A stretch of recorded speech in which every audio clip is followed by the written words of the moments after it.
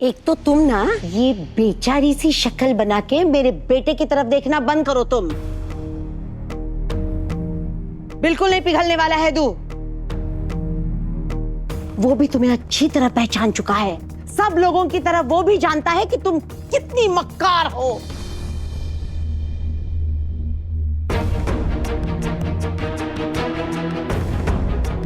साफ अल्फाजों में बयां करूं? क्यों आती हो तुम यहां? क्योंकि तुम्हारी नजर हमारी दौलत पे है। तुम और तुम्हारी ये अम्मी कितनी बार कहा है मत आओ हमारी चौखट पर बिन बुलाए मेहमानों की तरह आ ही जाते हो। हफीज, सही कहा है सयानों ने, 2 बीमारियों का कोई इलाज नहीं होता। पहली तो मौत और दूसरी ये फरूखाबाद वाली लालची औरतें।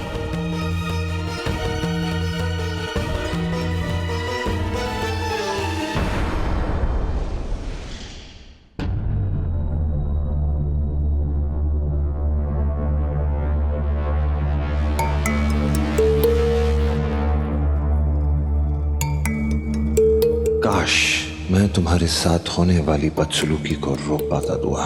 अगर मैंने तुम्हारी तरफदारी की तो तुम्हें खुद से दूर करने की सारी कोशिशें नाकाम हो जाएंगी। हिना अपनी जुबान शैतान की नानी हिना बेगम, अपनी जुबान संभाल कर बात करो, वरना सच में बता रही हूँ तुम्हारी चोटी खींचकर ऐसा तमाचा मारूंगी कि 7 पीढ़ियां याद रखेंगी। अम्मी कुछ मत बोलिए। अरे कैसे नहीं बोलूं दुआ? ये पागल औरत अनाप शनाप बोले जा रही है और मैं ऐसे ही सुनती रहूं? बोलने दीजिए इन्हें अम्मी, बीमार है बेचारी। किसी का कोई अपना मर जाता है तो कितना दुख होता है। सोचिए इनका तो अपना जमीर मर चुका है। निकाल लेने दीजिए अपने दिल का गुब्बार। वैसे भी इनकी सूरत देखिए, कितनी बदकिस्मत है ये। इनके शौहर इनसे नाराज है, इनका बेटा इनसे नाराज है, यहां तक कि सारे घर वाले इन पे लानत भेज रहे हैं।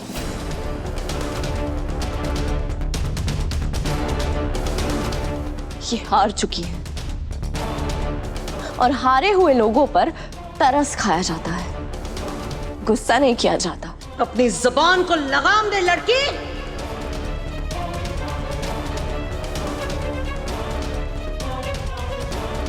मैं हारी हुई नहीं हूं। आप सिर्फ हारी हुई नहीं है, हैदर की अम्मी आप पूरी तरह लुट पी चुकी हैं।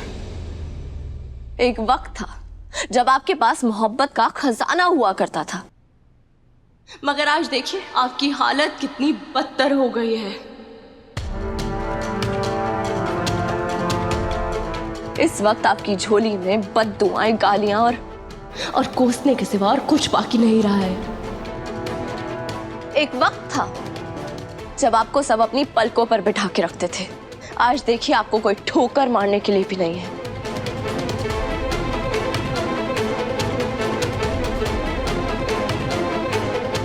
उससे ज्यादा बदनसीब तो कोई हो ही नहीं सकता जिसकी खुद की औलाद उससे खफा हो जाए। दुआ तुम मेरी खामोश हो जाओ। बात अभी पूरी नहीं हुई है। मैं जानती हूं आप हकीकत कबूल नहीं करेंगी, मगर आपके कबूल ना करने से हकीकत बदल नहीं जाएगी। आज आपका सामना मैं एक ऐसी सच्चाई से कराऊंगी जिसे देखकर आपकी चीख निकल जाएगी। कैसी सच्चाई? कौन सी हकीकत? वो हकीकत जिसे सुन के आपका सर चकरा जाएगा, आपके पैरों तले जमीन खिसक जाएगी।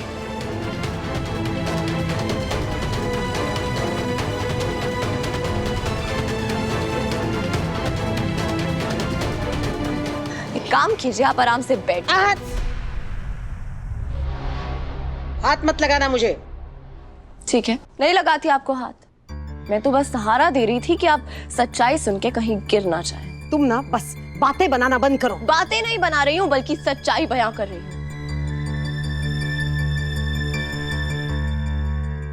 और सच्चाई ये है कि आप बेहद बेशरम और कमजोर औरत है।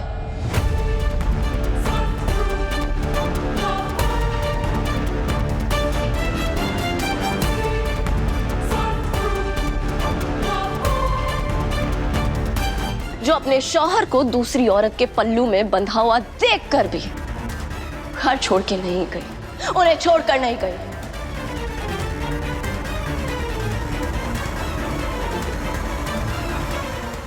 बात तो तब होती जब आप अब्बू जी को उसी वक्त छोड़ देती जब उन्होंने आपसे बेवफाई की थी, मगर नहीं, आपने अब्बू जी को नहीं छोड़ा क्योंकि आपको ये घर, ये सुकून ज्यादा अजीज था।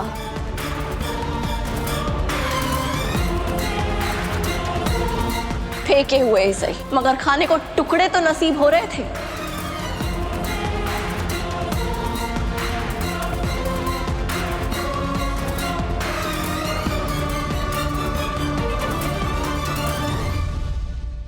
वाह दुआ वाह, मक्कारी की भी हद होती। फरुखाबाद वाली ने सिखाया नहीं तुम्हें? चलो ये भी सीख लो मुझे से। जिनके खुद के घर शीशे के होते हैं वो दूसरों पे पत्थर नहीं मारते। तुम्हारा भी हाल बिल्कुल मेरी तरह है दुआ बेगम। अगर राहत साहब दूसरी औरत लेकर आए तो हैदू भी तुम्हारे लिए सौतन लाया है। अगर सौतन के रहते हुए अपने शौहर के साथ जिंदगी बसर करना बेगैरती है तो तुम क्यों पड़ी हुई हो यहाँ पर? चली जाओ ना यहाँ से। क्यों मेरे बेटे के सीने पर मूंग दलने के लिए बैठी हुई हो? है ना गजल? आई बड़ी मुझे गैरत सिखाने वाली। पहले खुद अमल करो फिर सिखाओ। अरे तुम्हें तो मेरा शुक्रिया अदा करना चाहिए। मैंने बचाया तुम्हें, वरना रहना पड़ता सौतन के साथ।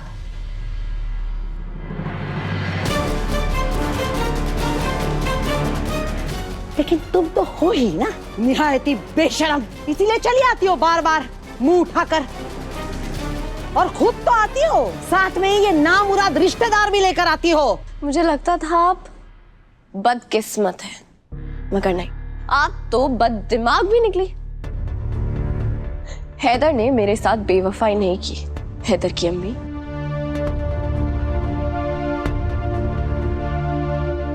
बल्कि हैदर ने दूसरा निकाह आपके गुनाह का कफारा अदा करने के लिए किया।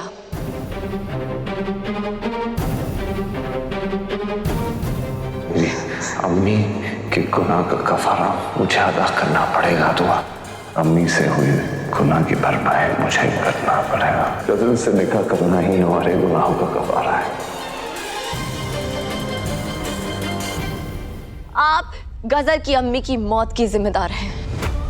आपके इसी गुनाह को धोया है मेरे शौहर ने। आप लोग देख क्या रहे हो? मारो इसको।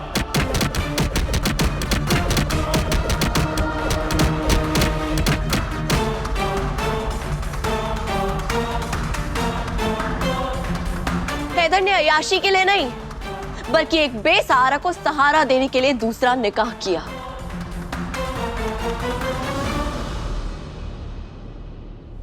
इसे बेवफाई नहीं, बल्कि नेकी कहते हैं। हैदर की अम्मी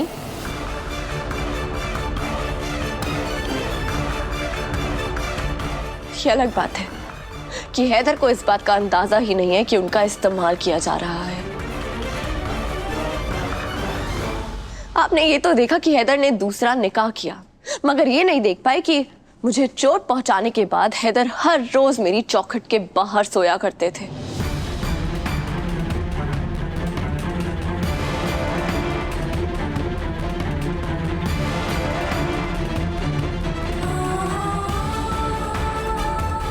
हैदर दूसरा निकाह तो कर सकते हैं, मगर किसी और से मोहब्बत नहीं कर सकते।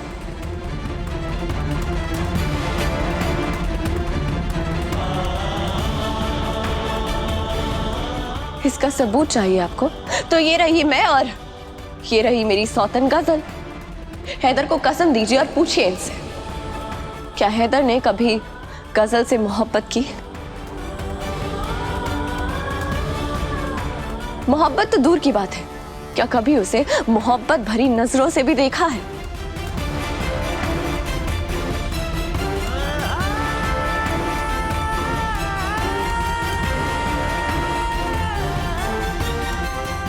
मेरे शौहर की वफादारी का सबसे बड़ा सबूत यही है कि हैदर ने गजल के साथ कभी कोई रिश्ता कायम नहीं किया। रिश्ता तो दूर की बात है, हैदर ने कभी गजल को छूने की कोशिश भी नहीं की और ना ही कभी गजल को खुद को छूने दिया। तुम क्या कर रही हो यहाँ पे? दूर हो जाओ मुझसे। मैं तुमसे मोहब्बत करती हूँ हैदर, मैं तुमसे मोहब्बत करती हूँ। हो जाओ।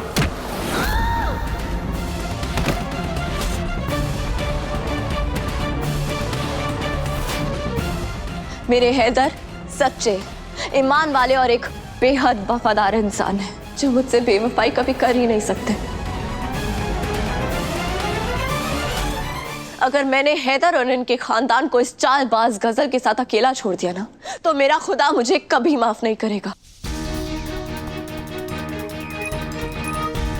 और मैं इतनी जिल्लत सहने के बावजूद बार बार इस घर में इसीलिए चली आती हूँ क्योंकि मैं अपने खानदान को इस पाखंडी गजल से महफूज रखना चाहती हूँ।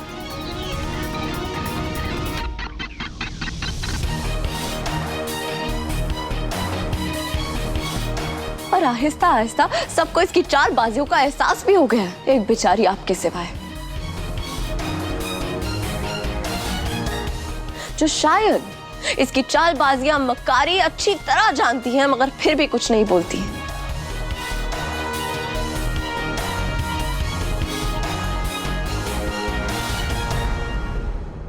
क्योंकि आपकी जुबान एक जुर्म ने बांध रखी है, गजल की अम्मी की मौत का जुर्म।